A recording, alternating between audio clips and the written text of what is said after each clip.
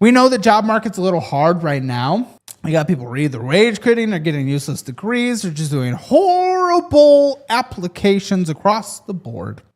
But let's dive into what's actually going on. What can people do?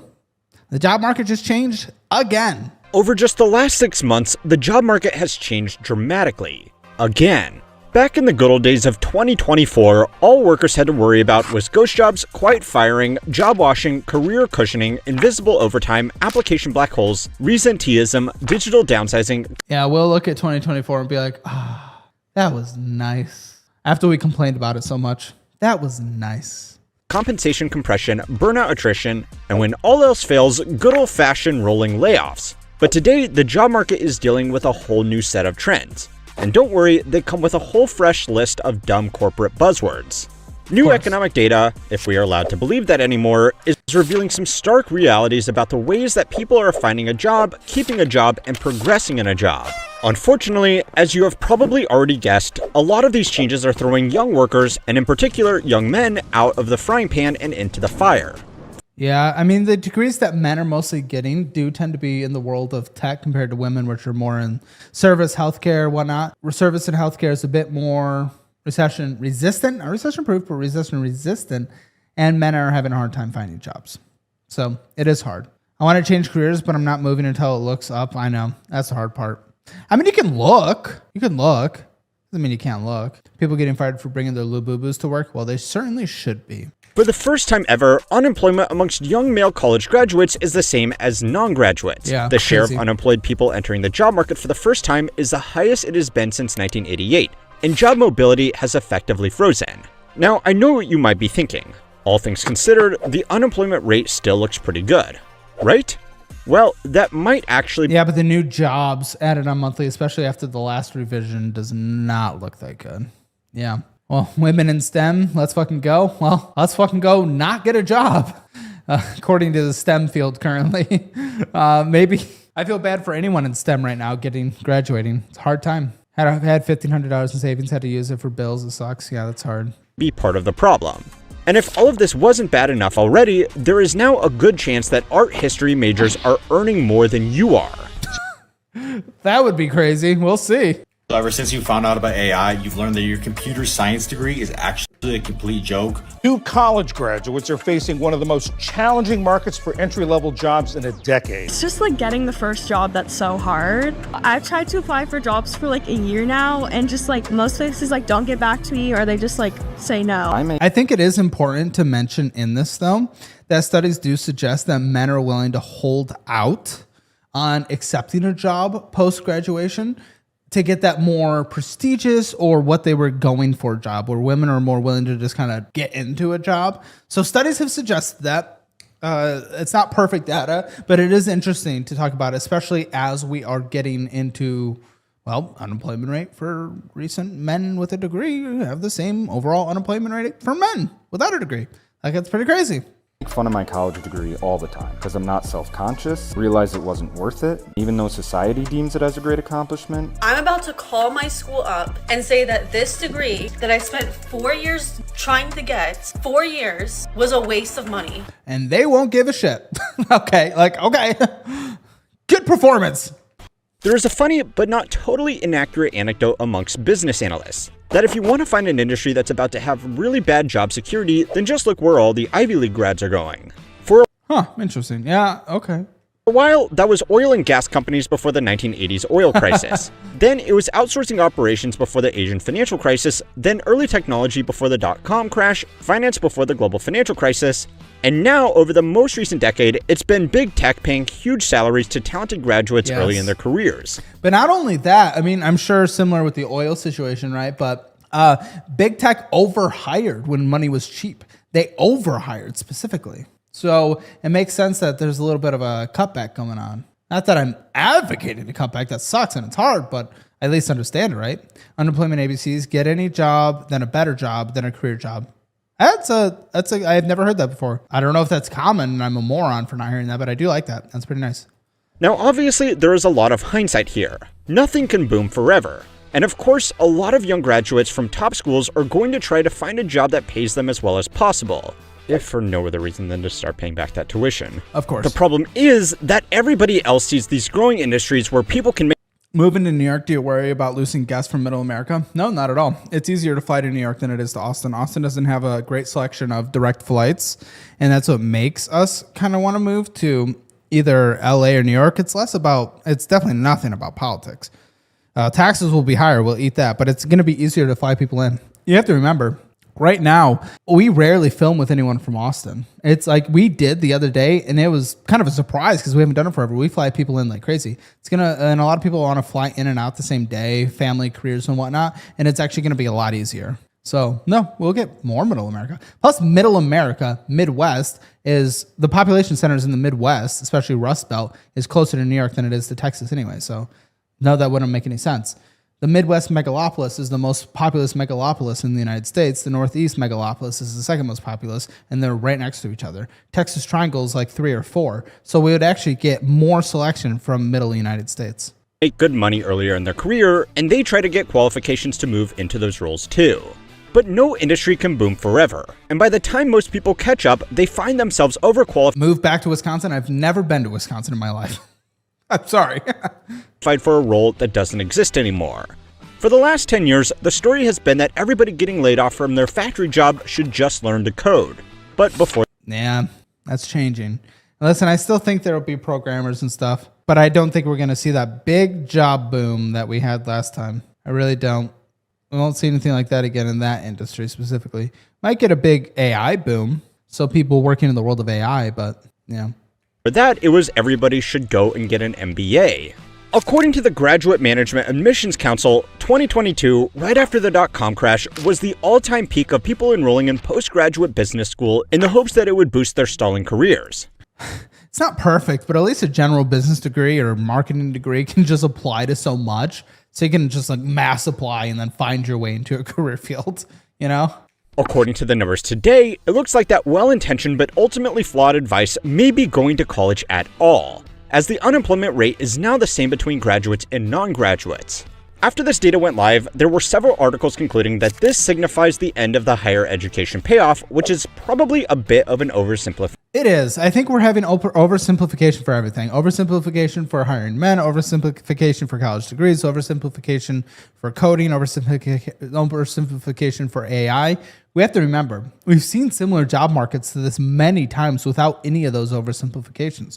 Right now, debt is high, cost of borrowing is high, meaning companies are less likely to invest. Companies dramatically overhired when money was cheap, if not free, right after the COVID era. This is a period. This is a period of economic shift, and I wouldn't bank on it being a permanent thing. This is not something we've never seen before. And even compared to like other slow hiring times, it's a lot better than those really bad times, like full recessions, you know? At least we're not seeing negative job growth. We haven't gotten those reports yet. Vacation for the sake of hyperbole. This is absolutely a concerning trend, but there are 2 important details you need to understand about it before you go canceling that college admission. The first is This that hits home. I'm getting laid off from my tech job in 2 weeks. That's really hard. I'm sorry. I hope you get a big severance. Let's curate that resume, make it a killer resume, man, and get out there. I hope you got a fully funded emergency fund, though, and that's why everyone should, because you never know when the economy is going to take a little change. But if both of these groups have the same rate of unemployment, that doesn't necessarily mean that the earnings advantage of college is gone. Looking for a job as a qualified engineer is normally going to be better than looking for a job as an unskilled laborer, so even though the same share of these 2 groups may be out of work, the earnings of the college graduates is still higher. Yeah, they earn about double on average over the course of their life. Also, something I feel I need to repeat as often as I can, the unemployment rate is a really narrow statistic that people pay far too much attention to as a singular data point. And the new jobs is also incredibly flawed because a lot of small businesses do not report their new jobs to the survey. It just takes time, and time's money, and organization for small businesses is really bad. It's usually the large businesses that are reporting. I remember small businesses employ about, 45% of the private sector? Wait, I don't know if employ. I think that's 45% of the overall GDP. Let me get some data. To count as unemployed, you need to be out of the job and actively looking for more work. Today, according to the Bureau of Labor Statistics, about 72% of people with a bachelor's degree or higher qualification are actively working or looking for a job. That number is falling every year, which we will address soon. Yeah, guys right now are, I forgot the term, I always forget it, but many young men are not working, not training, and not becoming educated. And they're literally just doing nothing right now, and it's very concerning. 46% of private sector employees work for small businesses, and that's companies with fewer than 500 employees. So yeah, it's so important. But it's still significantly higher than the 56% of high school graduates who are actively engaged in the labor force. And it's even worse for people who didn't graduate high school. But they are getting more involved. And again, we will get to why soon. For now, what you need to remember is that even though this particular statistic looks bad, and don't get me wrong, it is bad, you are still more likely to have a job and have a higher paying job with a college degree. Yes. But that's still not the whole calculation. Yeah, part of the calculation is don't get a bullshit degree. Too many people do, man. Degrees are not free. And a lot of people are realizing that lifetime earnings are great and all, but sometimes a little bit of money early in life with no debt is better than more money later in life with big repayments the moment you are handed a piece of paper. Yeah, well, we've already talked about it in the stream for the sake of the VOD. It is important to say, I like the money guy rule, the Brian and Bo rule, and it's also many institutions rule, but never borrow more for a degree than you'll get in your first year of your planned job outside of that degree. That is the typical rule. That determines whether or not you're getting a good return on your investment, okay? I know, there goes my basket weaving degree. I was getting a bullshit degree too, then I dropped out. The trend is that every year, the math is looking a little bit worse. And that is something that should be carefully considered. 18-year-olds don't think that way, though. I agree. Listen, I don't put a lot of blame on the 18-year-olds specifically. Obviously, when you sign something, it's legal, blah, blah, blah, blah, blah. I'm more, parents need to become more informed. And even more importantly than anything, student counselors in high school. Because student counselors in high school, you know, over the past couple decades at least, is like, make sure they're prepping you for college all the way through from sophomore year. It's like, and what they're preaching is go to college for any degree, any college, and borrow whatever it takes to get there. And that's bad. For any investment with a 40 or 50 year payoff period. But that's just the statistical details that you need to understand about this graduate unemployment problem. The second and much more important point is that this only applies to men. The unemployment gap for graduate women is lower than it has been historically, but is still pretty wide, and it's actually been growing at the same time the gap for men has been disappearing. Yeah. And the question is, why? Okay, this is my guess from the data that I've went through, and I'll be curious to see what this guy finds. But again, women tend to, this isn't every woman, this isn't every man, but if we're just talking industry-wide things, they tend to go more services and medical, which is more recession resistant, where men, over the past decade, they tend to go more tech, more engineering, things like that, which right now is getting heavily hit in terms of we're doing some overhiring, now we're doing some AI shift, but let's see. Well, this strange difference actually reveals a lot about other recent trends in the job market. So it's time to learn how money works to find out how it's all changing again. This week's video is sponsored by Cape. Without tracking your data, selling it, or storing, switch to Cape, visit cape.co/cape.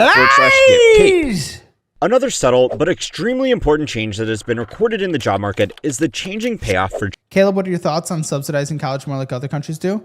If we did it, we would have to do it like other countries do. Other countries don't just let anyone into college and get any degree they want and hire unlimited administrators, right? So remember, these other countries that a lot of people want to talk about when it comes to free college, you essentially have to choose your career path at like 13, 14, 15. Then you go to like a specialized high school that gets you into a specialized college. So that's more what happens there, and it's much more selective, and it's more promoting degrees in industries that are important for the country. That's what happens when it's more subsidized. If we want to keep our college the way it is right now, where anyone can get any degree from anywhere, like we can't do a subsidized thing with that. It would have to be a full shift of the system. And if we decide to do that in a national way, okay. But, degrees that I went for, only like 5 schools would have it, and that would be fine. Hi, listen here, Financial Audit. I've curated the exact resources and tools I personally use or would use if I was in certain situations. So take advantage of these offers in the resources section in the description below. The first one, I've moved my investments to Webull. Do the same and transfer to my investing app of choice, and you get cash bonuses of $200 all the way up to $30,000 depending on initial funding amount, and up to 8.1% APY on your money, and up to 3.5 matches for your IRA. And then number 2, a great new checking account that I've switched over from SoFi, and it's called Chime. Get that $550 bonus when you sign up with direct deposit and get almost 4% on your money just sitting there. And then 3, automate your investing with Acorns. Usually sign-up incentives are only $5, but you get $20 with my link. Number 4, you can increase your income and boost your resume with a course career certification. 5, if T-Mobile is good in your area, switch to Helium and get a literal $0 a month phone plan for the same exact service. But most importantly, go get your free Hammer financial score and see where you stand in the world of finances. Take the assessment at calebhammer.com. You will not regret any of these. Change your life today. Job hopping. We've mentioned multiple times that workers who are overly loyal to their company statistically earn significantly less over their working careers when compared to those who hop jobs for promotions or pay bumps. But that has changed, and over the last year, the benefit has all but disappeared.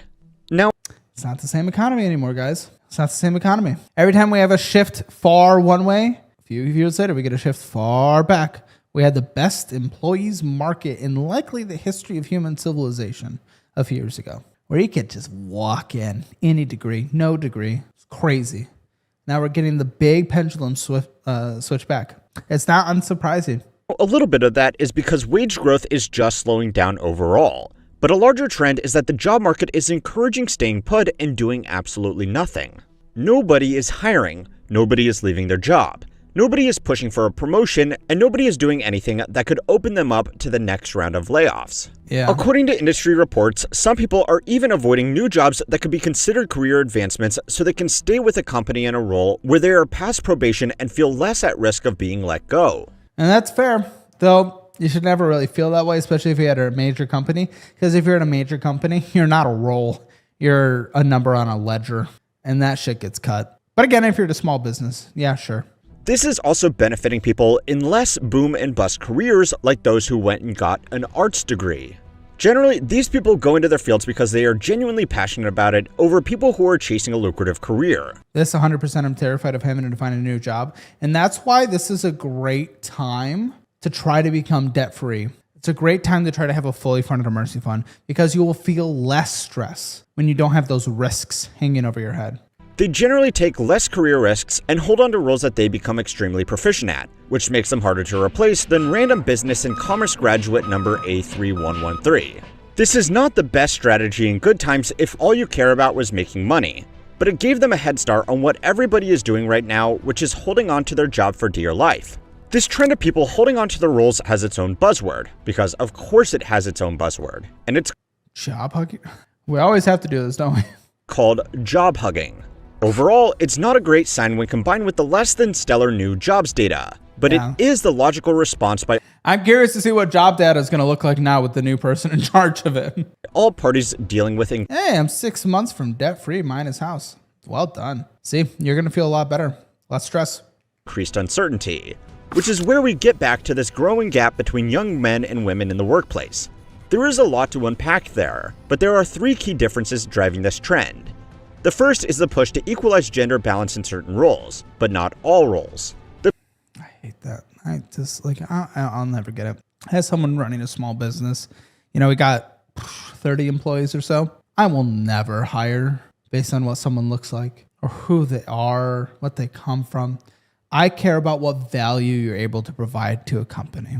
It's fucking crazy. I see this in the arts world, and now they're going reverse and they're doing this stupid version of it. You know what we used to do in music and what the symphony orchestras across the country would do?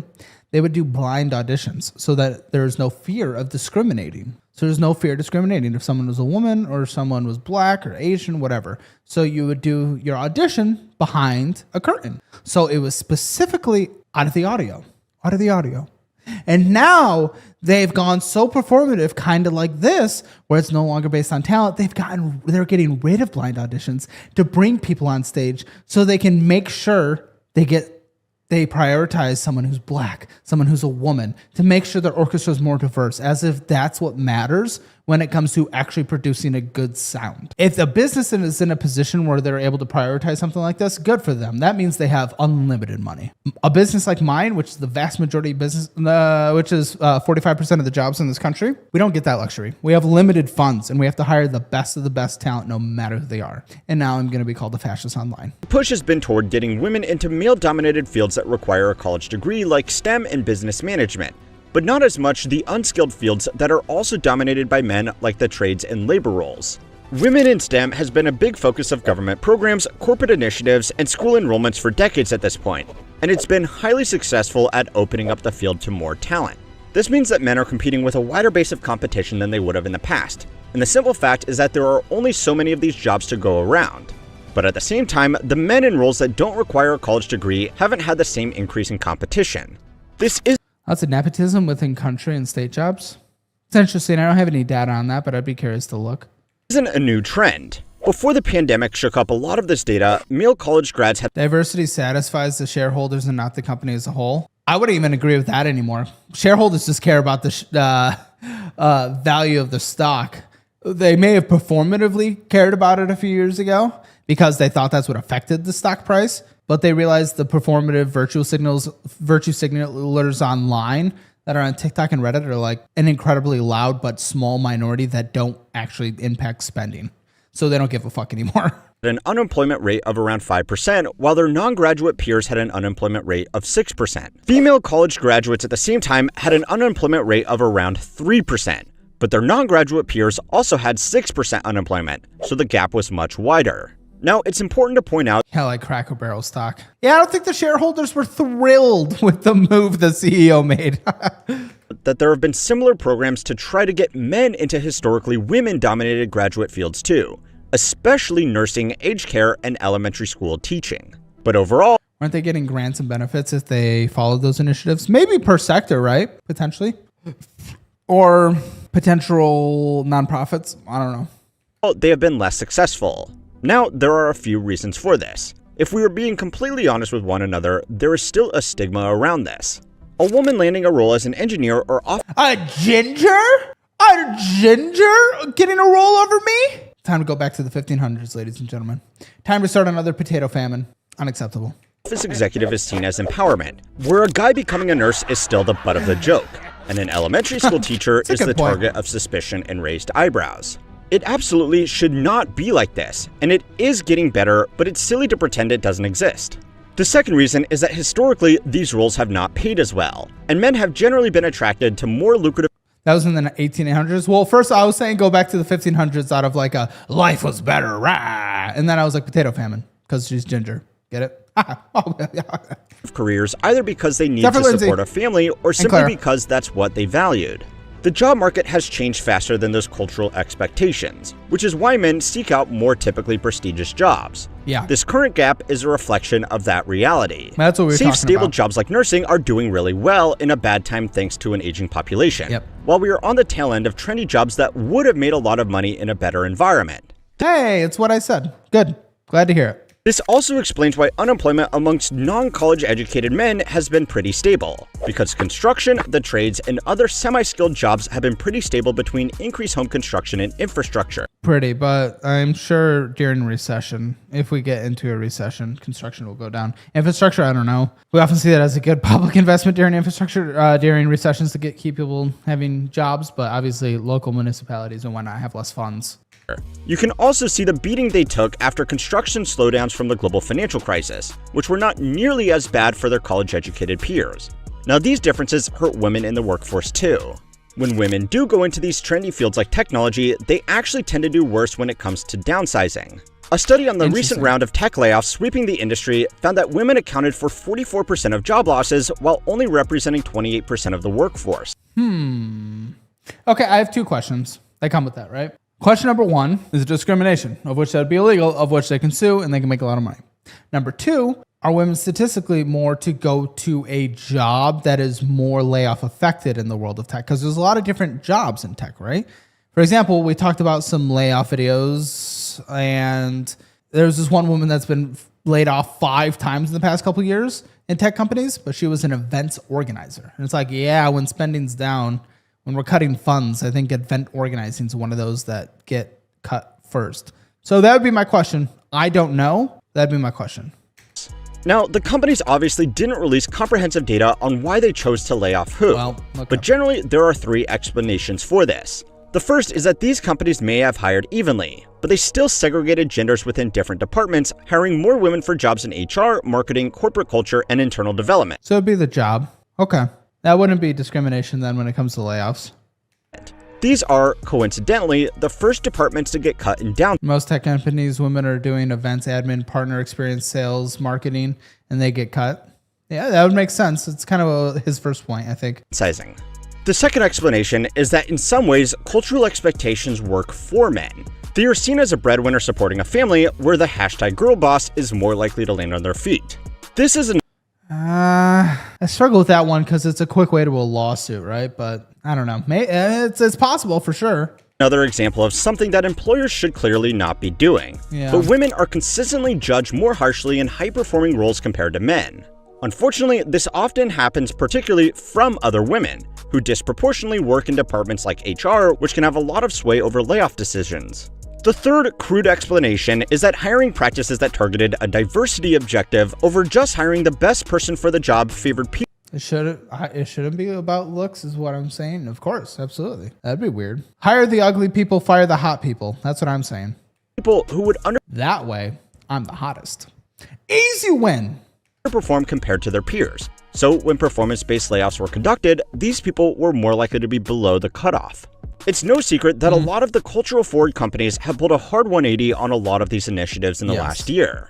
Now, I am sure you can probably tell, but I am trying to be really careful about sidestepping the whole culture war rabbit hole here. It is hard. It is difficult as a creator. Because people will hear one phrase and then they'll immediately put you in a camp and assume every position on everything you do. And it's fucking wild. But it's still important to acknowledge these realities when looking at these issues, because even though it shouldn't, it will have a big impact on everybody's career. One of the best things to do with this information is to use it to your advantage. Despite the stigma, one of the safest groups from trouble in the job market are men in previously female-dominated fields. Fields like healthcare already have a low unemployment rate, and men I only let male nurses stick their fingers up my butt. I don't want someone's fake fingernail getting all loosey-goosey in there. You know what I mean? I only want a dude, a real man getting up in there with his rough fingers. often find it particularly easy to get these roles because of the practical realities that they can more easily do a lot of the physical work these roles involve. Like sticking their hairy fingers in my butthole. This was dubbed the glass elevator effect all the way back in 1992 in a University of Texas article. They use gloves? Well, fuck. My nurses were lying to me. What the fuck? Hold on, I gotta make a call. It found that men often found it much easier to progress in these roles, and even though initial salaries were lower compared to male-dominated fields, after accounting for the higher chance of career progression, the lifetime earnings shifted back into their favor. Now obviously, don't pick a job because of some video on the internet. Healthcare and teaching are no joke, but also don't let some business school douchebag talk you. Teaching with a declining population would also go down, right? However, we do have immigration. Kind of helps with that. But how many are adults versus children? That doesn't help with that. Out of it, because chances are you will end up earning more than them. You got a raw dog it? I spit on their finger for them. Per their request. My nurse said it's more sanitary and what they teach at medical school, right? Genuine professions like this are also more reliant on performance compared to office politics. Go and watch this video next to find out how we forgot what professionalism even means in the modern workplace. And don't forget... Is this guy getting fatter? People have only been saying I'm losing weight, and all of a sudden someone's in here asking if I'm getting fatter. Maybe, I don't think so. I think I've been pretty steady for a couple weeks now. Hey, Caleb Hammer stream fans, make sure you get your financial score for free. Take the assessment at calebhammer.com or dollarwise.com. It's free. See where you stand in the world of finances.